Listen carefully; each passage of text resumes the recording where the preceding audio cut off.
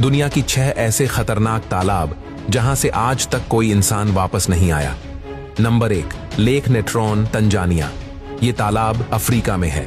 इस तालाब में जो एक बार गिरे तो जिंदा बाहर आना लगभग नामुमकिन है।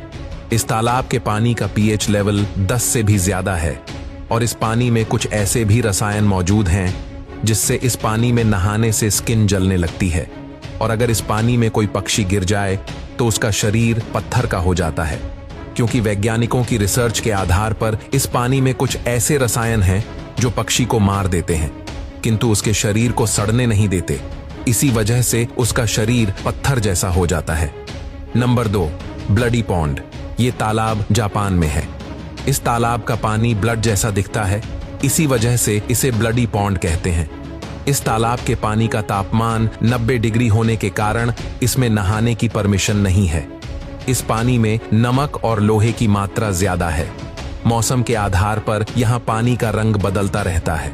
ये तालाब का पानी खौलते हुए तेल जैसा लगता है, इसलिए वहां के लोग इस तालाब को नर्क का द्वार मानते हैं।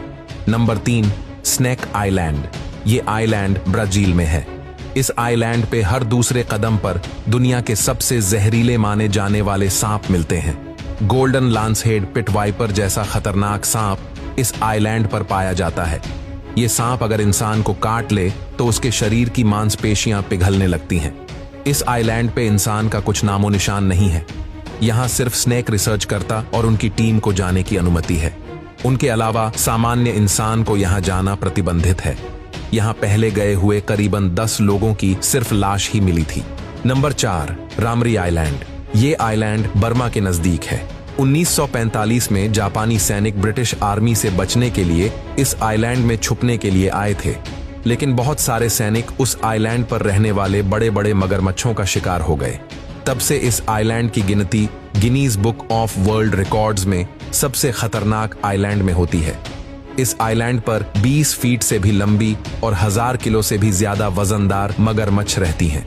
Number 5, Aokigahara forest. जापान के इस जंगल को दुनिया में सुसाइड फॉरेस्ट के नाम से भी जाना जाता है। ये जंगल इतना घना है कि यहाँ से बाहर आना लगभग नामुमकिन है। जो भी इंसान इस जंगल में जाता है उसके वापस आने के चांस लगभग नहीं के बराबर हैं। अब तक इस जंगल से 200 जितनी डेड बॉडीज मिली हैं। जापानी माइथोलॉजी के अनुसार यहाँ मरे हुए लोगों की आत्मा बसती है। वहाँ के लोग ऐसा मानते हैं कि इस जंगल में बहुत सारे लोगों ने आत्महत्या की है। इसी वजह से यहाँ पैरानॉर्मल एक्टिविटी होती रहती है। इस जंगल में कंपास या मोबाइल जैसी चीजें काम नहीं करती। तो दोस्तों, आपको इनमें से कौन सी जगह सबसे खतरनाक लगी?